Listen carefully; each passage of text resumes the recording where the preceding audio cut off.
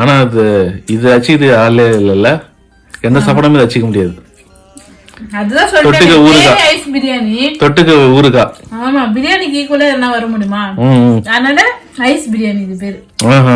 Okay okay okay. தயிர் கூட நான் ஊத்திக்கல, சாப்பாடுல தண்ணி ஊத்தி உப்பு போட்டு ஊறுகாய் வச்சு தொட்டு சாப்பிடுறேன். பதினி அது மாதிரி. ஆமா, சைடுல ஊறுகாய் வச்சிருக்கீங்க, அதான் டவுட் ஆகுது. நீ என்ன சாப்பிடுறியா? நீ சாப்பிட்டாச்சு. சாப்பிட்டேன். சாப்பாடுல சாப்பிட்டுட்டேன். இப்ப நம்ம எதுனாலும் வெரைட்டியா வாங்கி சாப்பிட முடியுது. ஆனா இந்த மாதிரி நம்ம பழுது வாங்கி சாப்பிட முடியுமா? முடியாது. ஃபாரின்ல வாங்கி சாப்பிடலாம், ஆனா இங்க எல்லாம் இது பேர் பழுதுன்னு சொல்லுவாங்க. பழைய சாதனால பழுது சொல்லுவாங்கல்ல, பழையது பழையதுதான் பழுது. சென்னை தமிழ் ஆயிடுச்சு. இது கடையில கிடைக்குதா? கடையில கிடைக்காது. அதோட போட்டு போய் வைக்க ஆரம்பிச்சிட்டாங்க எல்லாரும். ஆன்லைன்ல கிடைக்குது பழைய சாப்பாடு. எனக்கு அது சத்தியமா தெரியாது.